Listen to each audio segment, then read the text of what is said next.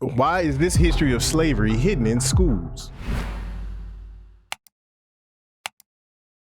A couple of people in the comment section mentioned Thomas Sowell about talking about slavery and some of his perspective. I think Thomas Sowell is an economist. I'm not for sure. Thomas Sowell is an American author, economist, political commentator, and academic who is a senior fellow. A fellow is a concept whose exact meaning depends on context. All right, at Hoover Institution. I'm always open to someone's perspective about racism or about slavery, about anything actually. And Thomas Sowell, his perspective, he has the right to say what he wants to say. And I can't, I don't have the qualifications to criticize anything he's saying, but I would like to hear what he has to say about this history of hidden slavery. Let's see what he's talking about. Tom, reparations. We began by talking about disparate impact, the idea that discrimination is so deeply embedded in the American experience that it can take place even in the absence of an intention to discriminate. So this argument, which is that there's some basic flaw or sin that's still with us, comes up in the case for reparations. Longish quotation, but sets something up. But from Ta-Nehisi Coates in an article in The Atlantic entitled "The Case for Reparations." White supremacy is not merely the work of hot-headed demagogues, but a force so fundamental to America that it is difficult to imagine the country without it. And so we must imagine a new country. Reparations is the price we must pay to see ourselves squarely. That's a cool quote. Now, I don't know what you mean by reparations. Like if you're just talking about giving people money, I don't think that's going to fix this unjust system that we live in. I think we need to replace the whole system. I don't think money is going to do anything. Like if you give every descendant of a slave cash, all they're going to do is put it right back into the system. It's not going to help anything. I think we need to educate each other. We need to look at everything we do and do the most constructive things all the time. And everybody has their own take on what reparations is. There's no repairing a system that's not broken, right? This system is designed to work like it's working. You have to replace it in my estimation.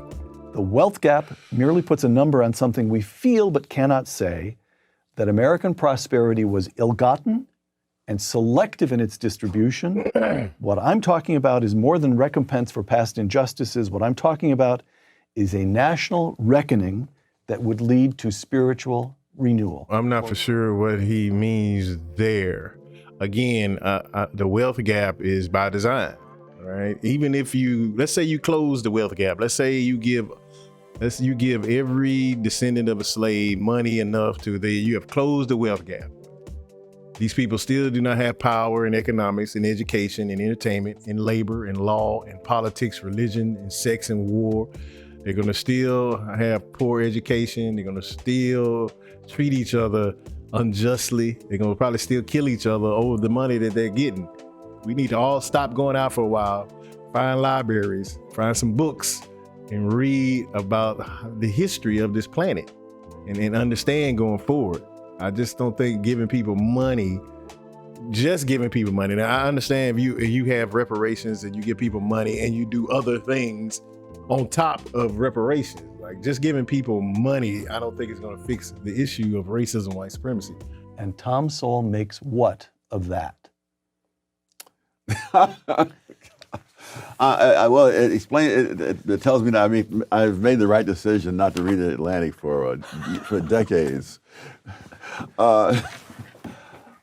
Slavery is a very big subject. I have in my home an entire bookcase of books about slavery in various parts of the world and various times of history. And the sad fact is that slavery has been a universal institution for thousands of years, as far back as you can trace human history. And what we're looking at is if slavery is something that happened to one race of people in one country, when in fact the spread of it was around the world. In 1776, which is when Adam Smith published The Wealth of Nations, as well as when the United States got started, he said that Western Europe is the only place in the world where there is no slavery. And even the Western Europeans had vast numbers of slaves in the Western Hemisphere, Yes. but not in Western Europe itself.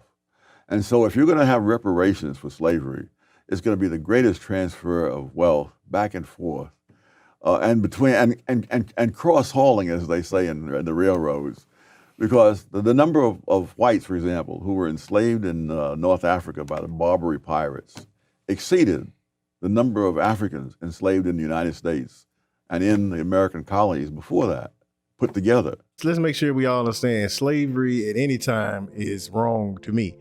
And any time is wrong. Now, the difference between chattel slavery and other slavery is that those people were enslaved by the color of their skin, right? These people were kidnapped, they were slaughtered, they were lynched, castrated, dissected, because they were looked at as less than people. And then they built a world economy on top of it, right? You know, so that's just my perspective on chattel slavery. Like other slavery, yeah, there was other slavery. Now I don't know a lot about what he's speaking about. You know, I just have to take his word until I do some research on it. But I was reading this book, African American Negro Slave Revolt, talking about all the revolts that had to happen in order that led up to the ending of slavery here in the Northern Hemisphere. You know, if it wasn't for those slaves revolting, they probably wouldn't. We'd probably be enslaved, physically still be enslaved today instead of just mentally. Nobody is going to North Africa to ask for reparations because nobody is going to be fool enough to give it to them. Here we have intellectuals who can imagine a different history from the rest of the world, even though it's so similar to the rest of the world. Yeah, like I said, I don't know about reparations, just giving people money, you know, and thinking that's going to fix an unjust system. That's why I think the system confuses you. You think that the wealth gap is the reason why people aren't doing well. No, it's a system of thought, speech, and action, all right? Everything you think, everything you do, everything you say is because of an unjust system. You were born into it. Think about this, from chattel slavery to black codes to Jim Crow to Homestead Act that kept people from black people purchase land. Black codes, if you didn't have a job, you could be arrested.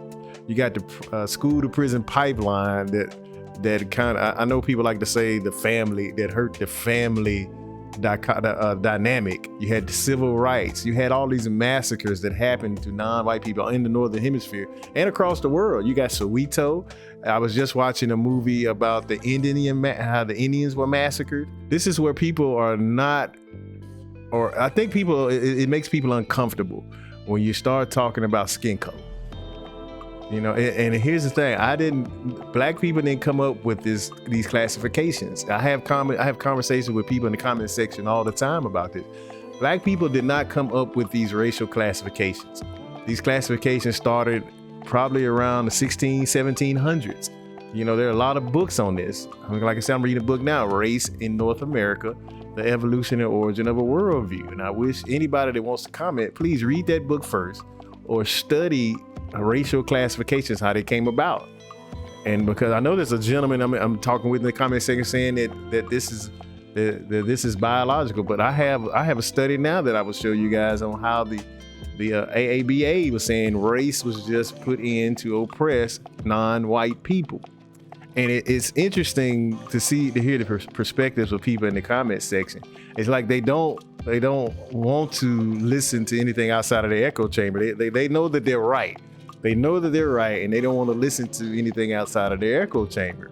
And when I mention different names or different topics, they don't know anything about it. I ask questions. They don't seem to want to answer. People have attached to their tribes, right? They have attached to their tribes, and they're going to fight for their tribes until the end, instead of fighting for justice. And I'm trying to fight for justice, where you aren't mistreated, where I'm not mistreated. Where if you need the most constructive help, you get the most constructive help. If I need constructive help, hopefully you'll give me the most constructive help, man. And I'm gonna always be kind to you. I'm not trying to be argumentative. I'm trying to solve a big problem, and that's racism, white supremacy. Light brown, dark brown, all kinds of people were enslaved. And slavery is just completely wrong. But you do have instances where books like the Bible condones it. You know what I'm saying? And people look back, well, there's a different time, and they try to condone slavery. Slavery is wrong. You got to think of it this way. Would you want to be a slave? At any time in history, would you want to be a slave? Even now, would you want to be a slave? And I'm sure that answer would be no, because I don't want to be enslaved to anyone. But guys, let me know what you thought about this video in the comment section below. And on your way out, please hit that subscribe button for me. Please, please, please. I would greatly, greatly appreciate it. And if you do want to have a conversation about this, just let me know in the comment section. We can get on Discord. We can go live and have a conversation. Y'all just let me know. I'm always open to a cordial conversation. But guys, thank you for watching. And until next time, peace.